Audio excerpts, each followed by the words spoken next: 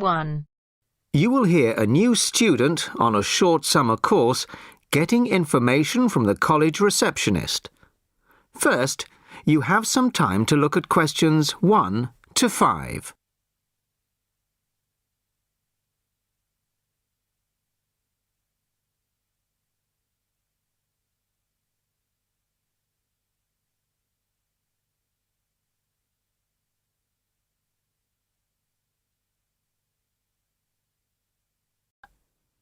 Now the test will begin. You should answer the questions as you listen, as you will not hear the recording a second time.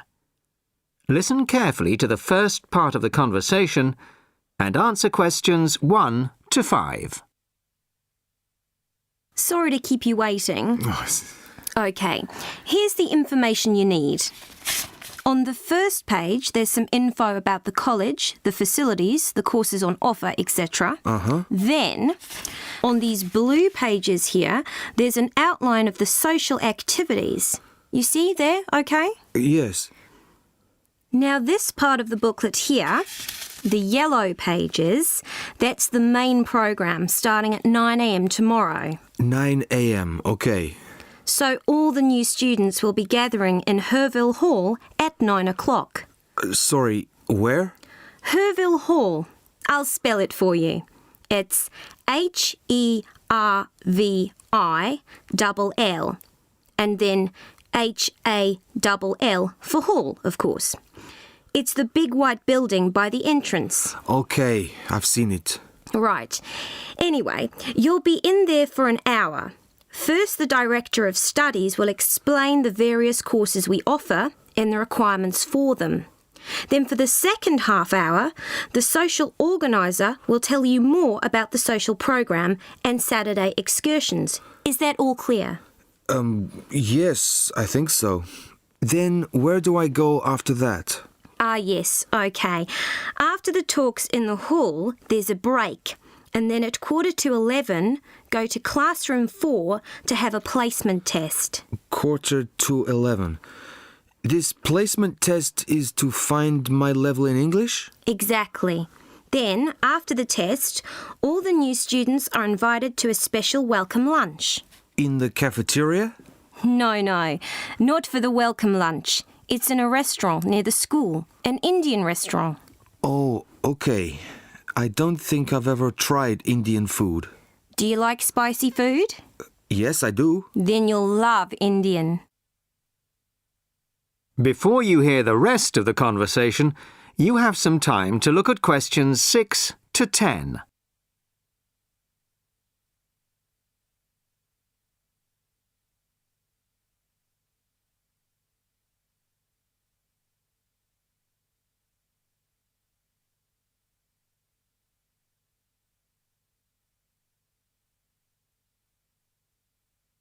Now listen and answer questions 6 to 10.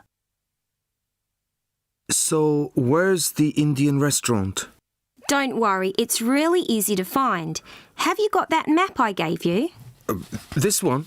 Yes, that's it. See here, the main entrance to the school? Yes? Well, don't go out of there. There's a smaller entrance here, round the back.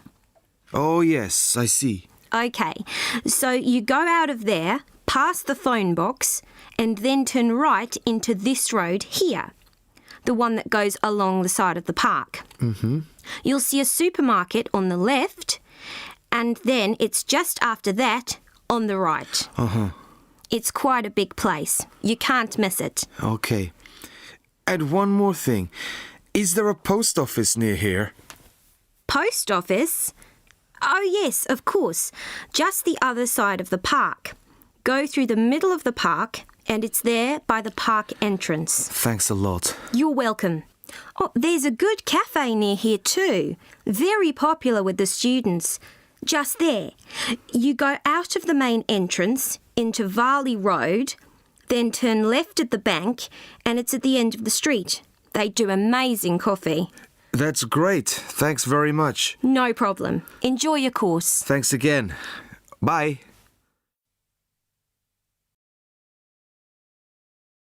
That is the end of part 1. You now have half a minute to check your answers.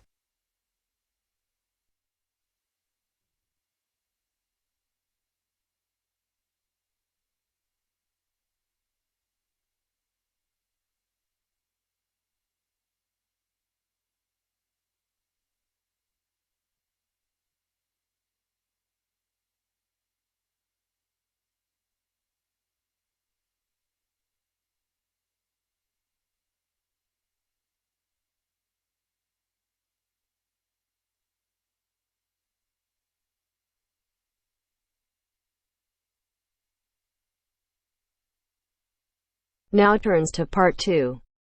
Part 2. First, you have some time to look at questions 11 to 17.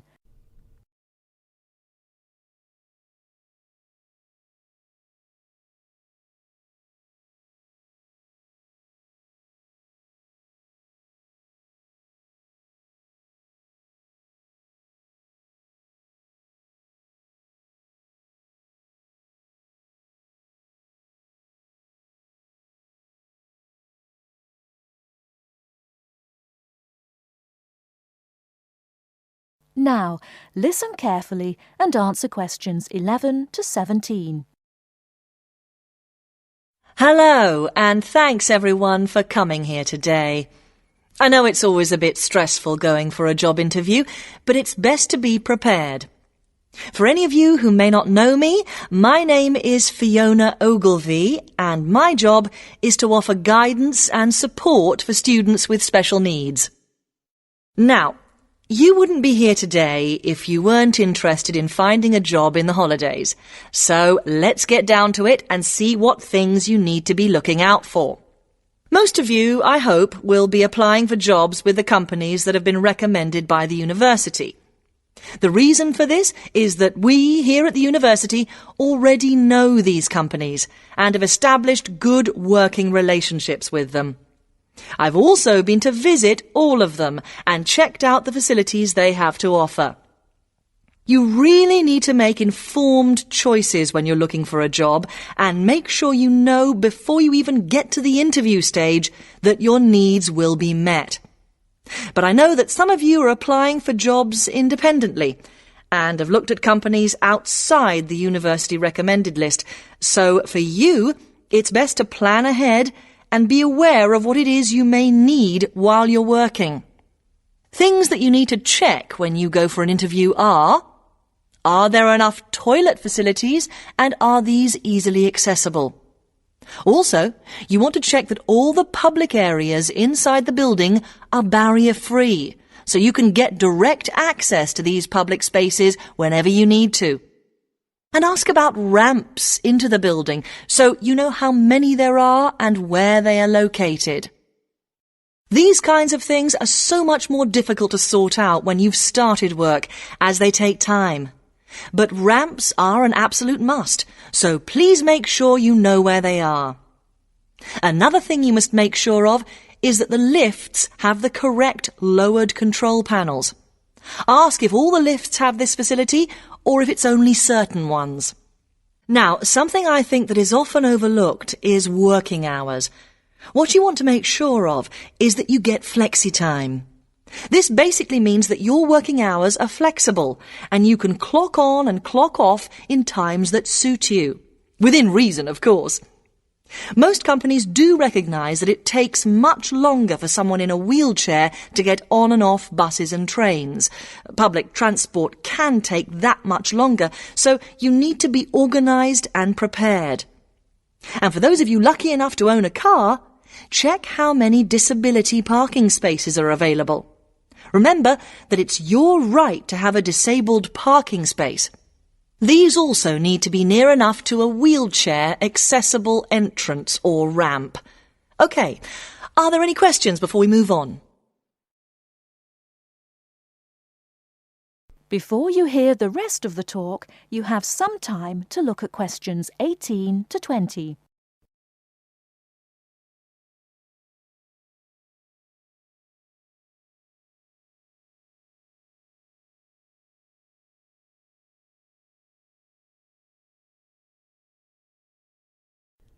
Now listen and answer questions 18 to 20. Right, let's move on then. Now I want to talk you through the series of visits to companies which we've got planned for next week. On Monday morning, we will be visiting the Lowland Hotel. They have various summer jobs available, working as a receptionist or conference organiser in their busy conference centre, organising and setting up conferences. You need to be prepared for working in an office environment and spending quite a bit of time talking on the telephone. The bus leaves for the hotel at 9 a.m, so make sure you leave yourself plenty of time to get there.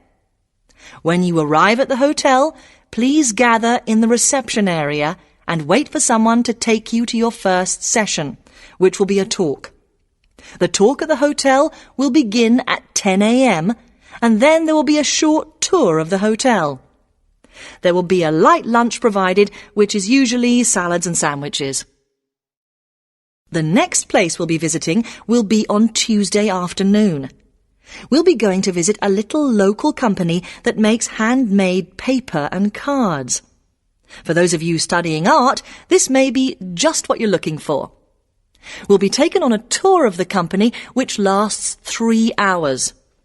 The tour will start at 3:30 p.m, and after that you'll have a chance to meet some of the staff. Tea and coffee will also be provided. We have no trips planned for Wednesday, but on Thursday morning we'll be going to Tobago Travel Agency. This is a very popular choice amongst our students because you can get student discounts on holidays. We've booked a coach for this, and it'll leave from outside the refectory at 8 a.m. You'll need to bring a packed lunch for this, so please don't forget. There is a little canteen where you can buy hot and cold food, but this is closed on Thursdays. Friday, we'll be having representatives from all the companies visiting us, so you will have a chance to ask any questions, and of course, put your name down on the list if you're interested in working for them over the summer. This event will take place in the main hall next to the library, and it'll run from 10:30 until 4. I really hope you make the most of this excellent opportunity to not only earn yourself some extra money, but also to gain experience of what it's like to work. And if you'd like to find out more, then please ask some of the students who worked last year. They're all wearing green badges and will be happy to speak to you afterwards. That is the end of part 2.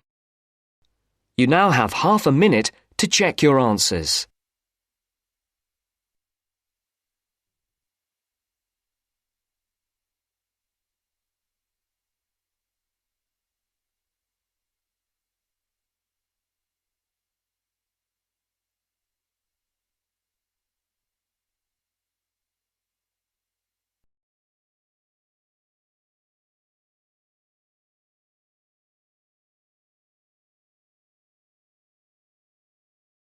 Now turns to part 3. Part 3. You will hear two friends discussing what to study at Mitchford University. First, you have some time to look at questions 21 to 27.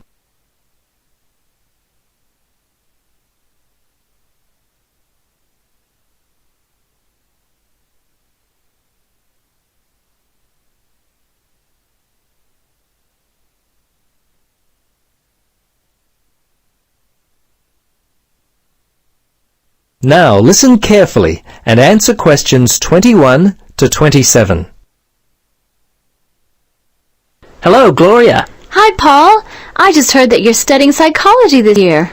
At the moment, that's true, but to be honest, I'm not sure exactly what to study. You're in your 3rd year at university. Do you have any advice for me? Well, it's a difficult question for me to answer, but I do have some ideas based upon my personal experience that may be of help. Anything would be helpful at this point. I'm feeling a little worried about what I should do. Well, there are a few things that I would recommend. Firstly, ask yourself, what do you really enjoy studying? For example, maths, English, science? This will help you decide what course you should do.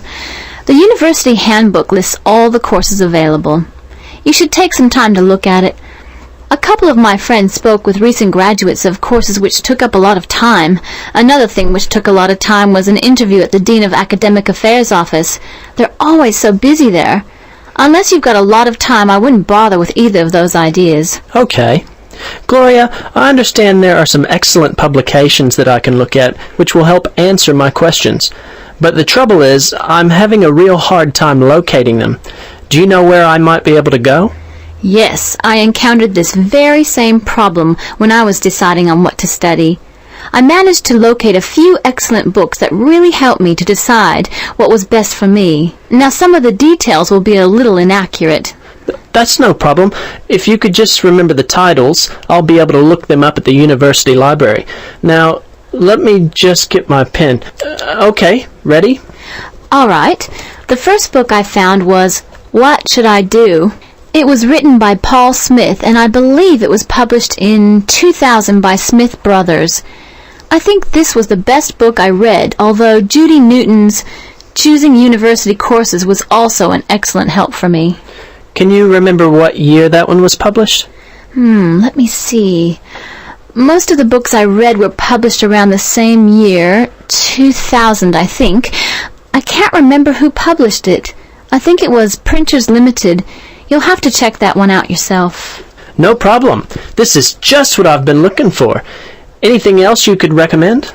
Yes, there was one other book which I remember because my cousin works for the publishers Brown and Tate. He started there in 2002. Anyway, the book's called Surviving University and was written by Julie White. It's an excellent book which came out in 2004. I certainly recommend it. Before you hear the rest of the conversation, you have some time to look at questions 28 to 30.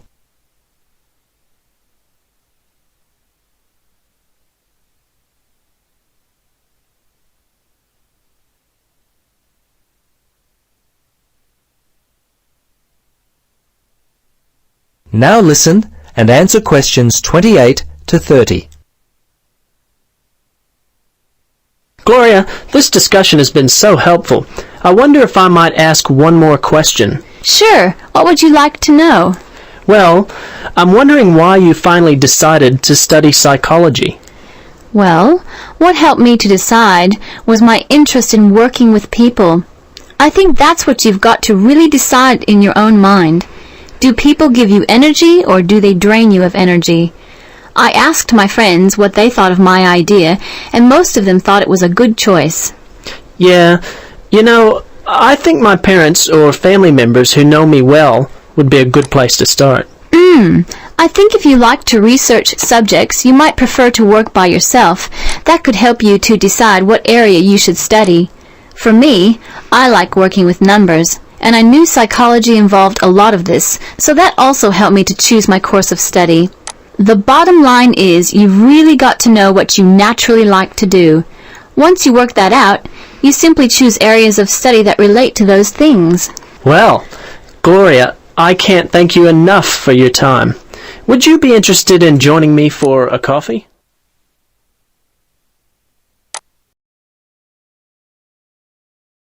That is the end of part 3. You now have half a minute to check your answers.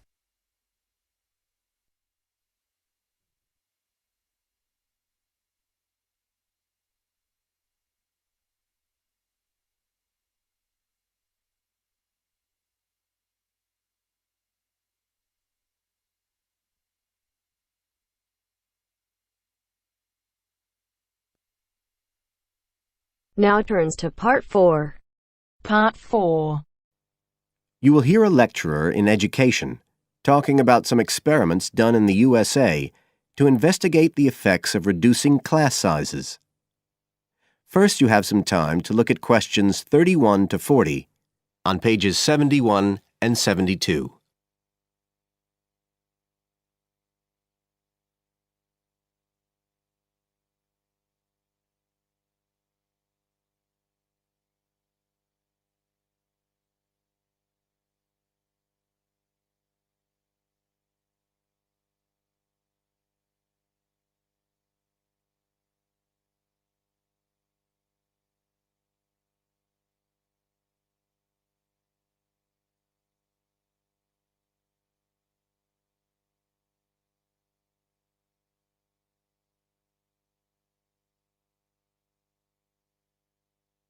Now listen carefully and answer questions 31 to 40.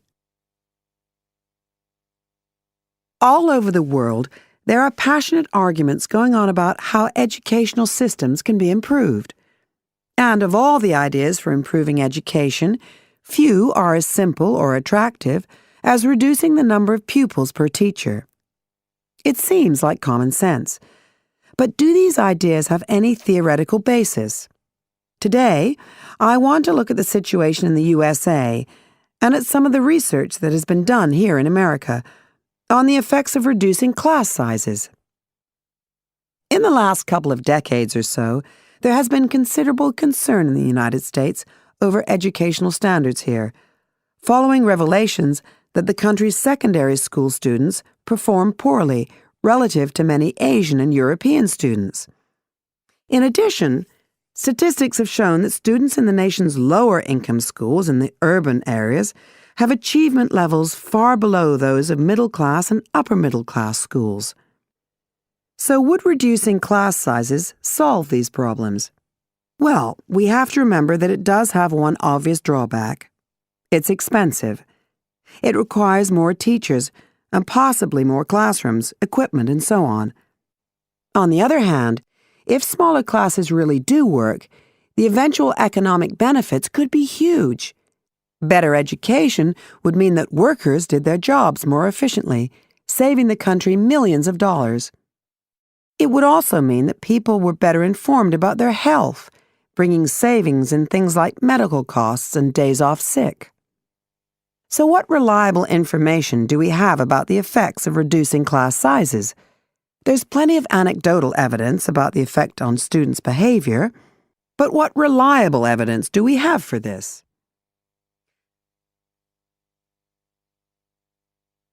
Let's have a look at 3 research projects that have been carried out in the USA in the last couple of decades or so.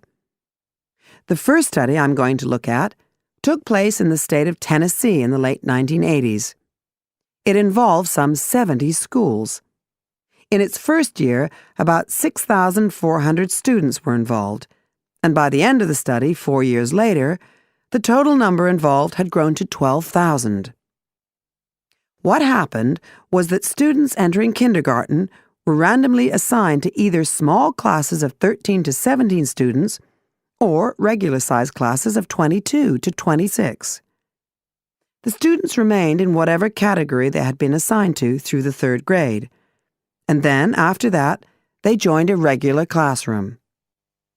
After the study ended in 1989, researchers conducted dozens of analyses of the data.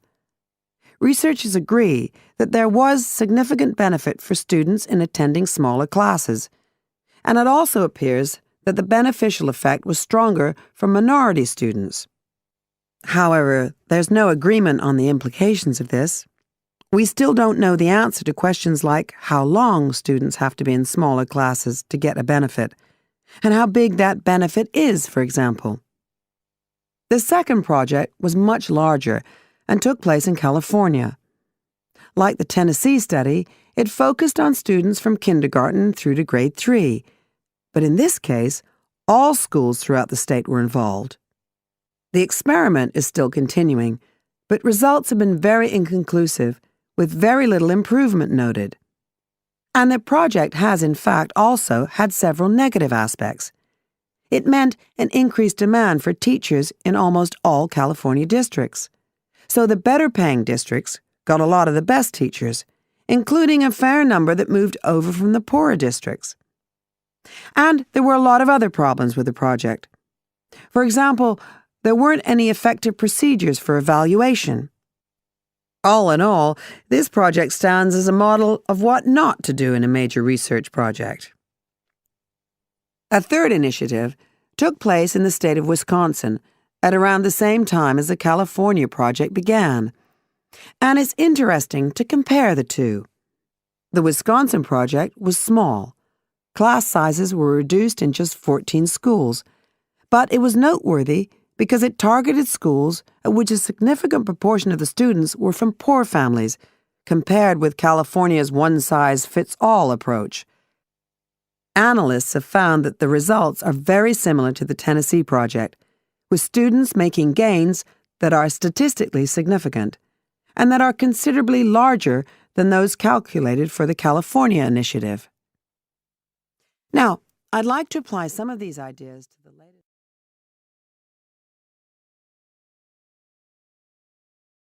That is the end of part 4. You now have half a minute to check your answers.